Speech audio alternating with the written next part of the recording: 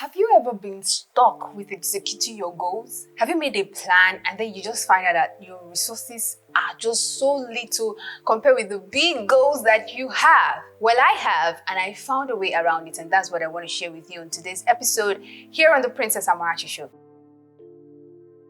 You're welcome to today's episode, and here in today's episode we'll be sharing on 3 things you need to do when you have limited resources for your big goals. I'm a big fan of planning big goals, executions, analysis, but something happens when you're planning and you come to the area of resource allocation and you find out that sometimes the resources are never enough. Trust me, they are never enough compared to the goals that you have. But how do you think people have been able to execute their goals even with limited resources? Yes, I did my own personal evaluation, and I also had to observe people who have been able to achieve goals and ask them, how are you able to do this considering that the money was not much or people were not enough around you, or even the equipment were not much? And they shared some things with me, and that's what I'm going to do here on today's episode. Now, the first thing that I observed and that I also do is that I have a little introspection. Now, what introspection is about is by thinking like, how can I maximize this little I have to achieve what I want to do? You know, we are always quick to look at what other people are doing with what they have, and then we forget what we have and how we can utilize it. But if you really have an introspection and even do a study of other people, you find that what you have is just so much more compared to what they have. You know, our eyes are always portioned or trained to think that the grass is greener on the other side. But sometimes it's not just that it is green, someone had to water it. So if what you have is just little, let's say you're looking for a sophisticated equipment for your production, or you think you need a laptop to execute a particular task, which you actually do need, but ask yourself, what can I do with this little that I have? What can I even start with? Because if you've not started with something, people might not even be interested to invest in what you're doing or join you to help raise more funds. So that introspection is necessary. How can I improvise this little thing I have to start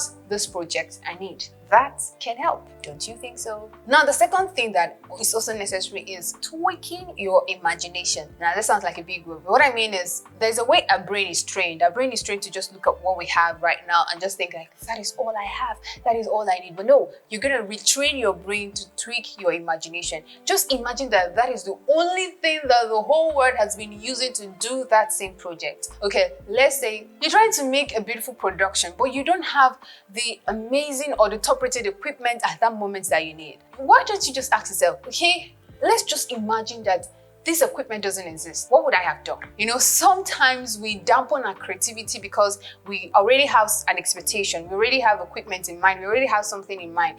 But if we can just take off that thing, you will see that there are different options. There are different ways we can improvise, at least to get it started. I'm not saying that we shouldn't aim high, but I'm just saying to get the project started. Because if you get it started, it will be difficult to stop sometimes. So tweak your imagination. Okay, I know I need this. I know I need this particular amount of money, but what can I start with this little so that when people see, they will join me, they'll be able to help me, or when people see that I've started this project with this equipment, they'll be able to enjoy me. So tweak your imagination and just imagine there is no other way out. This is the only way.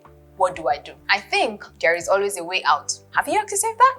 Now, the third one, which I think is also important, is that you check for alternatives. Yes.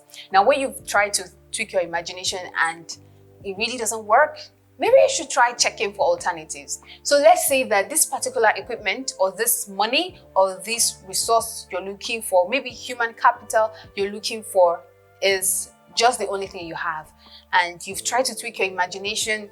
It doesn't seem like that is the only way. Why don't you ask people who have done that project in the past? How are you able to do it? How can I maximize this thing so much? How can I stretch it? Let me just use an instance. Maybe for a phone, you want to have a higher version of a phone, and it is just this phone that you have. Why don't you ask tech-savvy people, what can I do with this phone? Can I use this phone to execute this project, no matter how long it is? Because sometimes people say it is difficult. You can't do it with your phone. You can't even do it with this money. It's not that you can't do it. It's just that it actually takes a longer time. So you can ask, no matter how long it takes, is it really possible? And if they say it's possible, maybe you just need to start with it, because that way your eyes will be open. You'll be open to opportunities on how better to channel your resources. So check for alternatives. Okay, if I don't get this, are there other options? If I don't have this, are there better alternatives, or are there lower alternatives that I can just use to get this project on hand? So this is very necessary for people who are starting maybe an NGO project or any project, financially demanding project,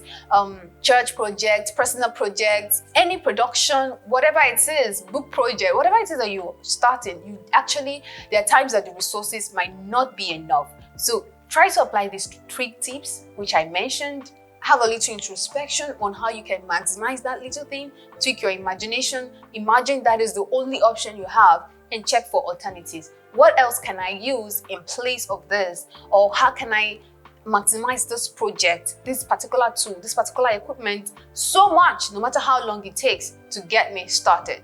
And if you do that, I'm certain people will be wowed at how you started with just so little, and now you're making great waves. Yeah, that's my 3 tips. What's yours?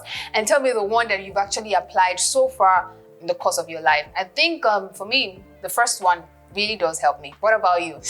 I'll be waiting for your responses in the comment section, and tell me if this episode really does help you. Thank you so much for listening.